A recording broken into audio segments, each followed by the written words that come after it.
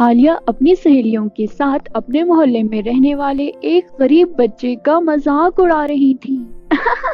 دیکھو ذرا، یہ عادل کتنا غریب ہے، ان کا تو گھر بھی اپنا نہیں، یہ ہمارے گھر میں رہتے ہیں کرایہ دے کر۔ عالیہ کی سب سہیلیاں بھی زور زور سے ہنسنے لگی۔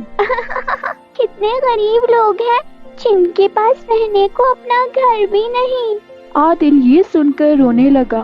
اتنے میں دور آسمان سے سنہری پری اڑتے ہوئے دکھائی دی۔ سب بچے اس کی طرف متوجہ ہوئے۔ عالیہ بولی، ارے دیکھو دیکھو، وہ سنہری پری آ رہی ہے۔ سب بچے خوش ہو گئے اور عادل بھی خوشی سے کھل اٹھا۔ سنہری پری پاس آئی اور بولی، کیسے ہو سب بچوں؟ اور عادل، تم کیوں رو رہے ہو؟ عادل بولا، سنہری پری، ہمارا اپنا گھر نہیں اور عالیہ میرا مذاق اڑا رہی ہے۔ سنہری پری نے سب بچوں سے کہا، چلو آؤ میں کہانی سناتی ہوں، پھر بتانا اس کہانی سے کیا سیکھا، جس پہ ہمیشہ عمل کرنا۔ پیارے بچوں، منظر گڑھ ایک بہت خوبصورت گاؤں تھا، لیکن جتنا یہ گاؤں خوبصورت تھا وہاں کے لوگوں کا رویہ اتنا ہی بدصورت تھا۔ وہ غریبوں کے ساتھ بہت برا سلوک کرتے تھے اور اپنے گاؤں میں کسی غریب کو نہ رہنے دیتے۔ اسی لیے ان کے گاؤں میں بڑے بڑے گھر تھے اور سب امیر لوگ رہتے تھے۔ ان کے گاؤں کے نزدیک ہی ایک غریب خانہ بدوش بوڑھے آدمی نے اپنی بیٹی اور نواسی کے ساتھ وہاں پڑاؤ ڈالا۔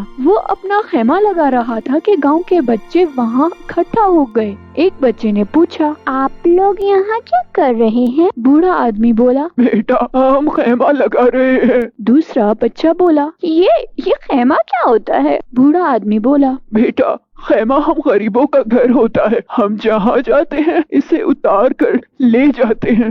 نمرا بولی، تو بابا کیا تم لوگوں کے پاس ہماری طرح بڑے بڑے گھر نہیں ہیں؟ بوڑھا آدمی بولا، نہیں بیٹا، ہمارے پاس اتنا پیسہ نہیں ہوتا کہ ہم اتنے بڑے گھر بنا سکیں۔ وہ سب بچے یہ بات سن کر ہنسنے لگے۔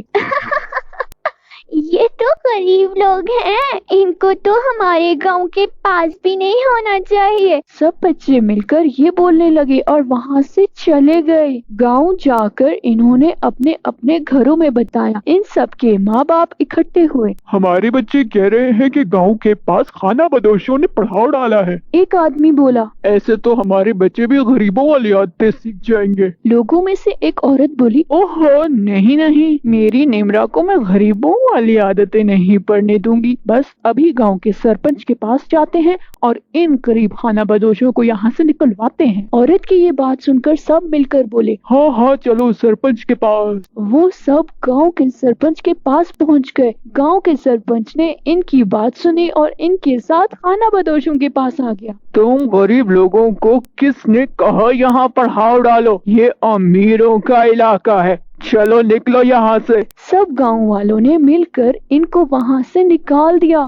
بوڑھا آدمی اپنی بیٹی اور نواسی کے ساتھ وہاں سے جا رہا تھا۔ وہ بہت پریشان تھا کہ وہاں پہ نیلم پری آ گئی۔ بچی نے پری کو دیکھا تو خوشی سے چلائی، نیلم پری ہماری مدد کرو، ہمیں رہنے کے لیے گھر چاہیے، ہم جہاں جاتے ہیں لوگ ہمیں نکال دیتے ہیں۔ نیلم پری مسکراتے ہوئے بولی، پریشان مت ہو پیاری بچی، اور بوڑھے آدمی کو بوتل دیتے ہوئے بولی، یہ بوتل آپ تینوں کا گھر ہوگی، اس بوتل کو سامنے والے میدان میں رکھو اور رہنا شروع کرو۔ بوڑھے آدمی نے حیران ہوتے ہوئے بوتل پکڑی اور سامنے والے میدان میں جا کر بوتل رکھ دی۔ جو ہی بوتل رکھی وہ بہت بڑی ہو گئی اور اس کے اندر خوبصورت کمرے بن گئے۔ کچن سامان سے بھر گیا اور بوتل کے گرد پھولوں کے درخت اور اناج کے پودے لگ گئے۔ وہ تینوں بہت خوش ہوئے اور بوتل کے خوبصورت جادوئی گھر میں چلے گئے۔ وہ سب بہت خوشی سے اور سکون سے وہاں رہنے لگے۔ دوسری طرف منظر گھر کے لوگ اپنی خود غرضی میں بڑھتے چلے جا رہے تھے۔ وہ غریبوں کا خوب مذاق اڑاتے اور انہیں وہاں سے نکال دیتے تھے۔ ایک صبح ایسا ہوا، نمرا کی ماں نے آٹا گوندنے کے لیے آٹے والا برتن کھولا تو دیکھا تمام آٹا کالا ہو چکا تھا۔ وہ سینے پہ ہاتھ مارتے ہوئے بولی، ہائے یہ کیا ہو گیا، میرا سارا آٹا کالا ہو گیا۔ اس نے پھل دیکھے وہ بھی گل سڑ چکے تھے۔ وہ شور ڈالتی ہوئی گھر سے باہر نکلی۔ لوگوں دیکھو ذرا میرے گھر میں کیا ہوا، کھانے پینے کی ہر چیز خراب ہو چکی ہے، کیڑے پڑ چکے ہیں۔ ہر گھر سے لوگ نکلنے لگے، سب یہی کہہ رہے تھے، ہائے ہائے ہر چیز خراب ہو چکی ہے۔ سب لوگ اپنا سر پیٹ رہے تھے اور کوئی سینہ پیٹ رہا۔ تمام لوگ اکٹھا ہو کر سرپنچ کے پاس گئے تو انہوں نے دیکھا سرپنچ بھی سر پکڑ کر بیٹھا تھا اور پیٹ رہا تھا۔ میرے گھر میں سب کھانے کا سامان خراب ہو چکا ہے۔ سب لوگ پریشان ہو گئے کہ یہ کیا ہوا ہے۔ سب گاؤں والے مل کر اپنے کھیتوں میں گئے تو انہوں نے دیکھا ان کے کھیت جل کر راکھ ہو چکے تھے۔ وہ سب رونے لگے، ہم برباد ہو گئے، ہم لٹ گئے۔ سرپنچ بولا، چلو آؤ ہم گاؤں کی نہر پہ چلیں۔ وہ سب لوگ اٹھ کر نہر پہ گئے تو انہوں نے دیکھا نہر بھی خشک ہو چکی تھی۔ سب لوگ وہیں بیٹھ گئے۔ اتنے میں دور آسمان سے کالے بادل تیزی سے بڑھتے ہوئے آئے۔ بادلوں کی خوفناک شکل تھی۔ وہ سب ڈر گئے اور ڈر کر گھروں میں بھاگے۔ بادلوں سے خوفناک آواز آئی، تم لوگوں کو اپنے پیسے پہ غرور ہے، آج سب ختم ہو جائے گا۔ سب چلانے لگے، نہیں نہیں نہیں، ایسا مت کرنا۔ اتنے میں خوفناک آندھی اور بارش شروع ہو گئی۔ گاؤں والوں کے گھر ٹوٹنا شروع ہو گئے۔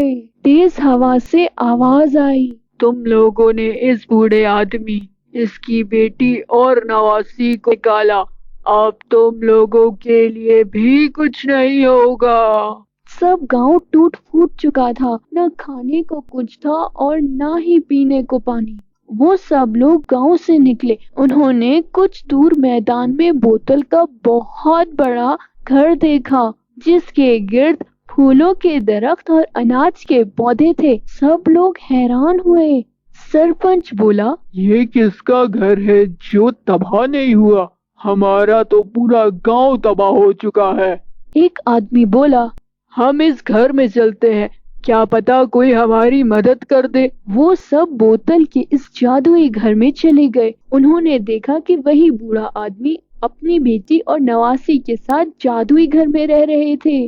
گاؤں کے لوگوں نے جب انہیں دیکھا تو شرمندہ ہوئے۔ بوڑھے آدمی نے ان سب کو اپنے گھر میں بٹھایا اور اس کی بیٹی نے دسترخوان بچھا کر سب کو کھانے کو رنگ برنگی کھانے دیے۔ وہ سب کھانا کھانے لگے۔ کھانے کے بعد سرپنچ بوڑھے آدمی سے بولا، ہمیں معاف کر دے، ہم نے آپ کے ساتھ برا سلوک کیا اور آپ نے مصیبت میں ہمارے ساتھ اچھا سلوک کیا۔ نمرا کی ماں بولی، مجھے بھی معاف کر دے، میں نے آپ کو حقیر سمجھا۔ اور سب باری باری معافی مانگنے لگے۔ بوڑھے آدمی نے، اس کی بیٹی اور نواسی نے سب کو معاف کر دیا۔ وہاں نیلم پری آ گئی۔ گاؤں والوں سے بولی، آپ سب گاؤں والوں کو اپنے کیے کی سزا مل چکی ہے۔ اب جب کہ آپ سب نے اپنے کیے کی معافی مانگ لی ہے تو اپنے گاؤں جاؤ، سب ٹھیک ملے گا۔ وہ سب خوش ہوئے۔ نیلم پری بولی، بوڑھے آدمی کو اس کی بیٹی اور نواسی کے ساتھ لے کے جاؤ اور سب مل جل کر رہو۔ وہ سب منظر گھر واپس گئے۔ انہیں سب کچھ بالکل ٹھیک ملا۔ وہ سب خوش ہو گئے۔ دیکھا بچوں، کبھی بھی کسی کو حقیر نہیں سمجھنا چاہیے۔ سب اللہ کی مخلوق ہیں اور اپنے پیسے پہ کبھی اترانا نہیں چاہیے، ورنہ اللہ تعالیٰ سب کچھ چھین لیتا ہے۔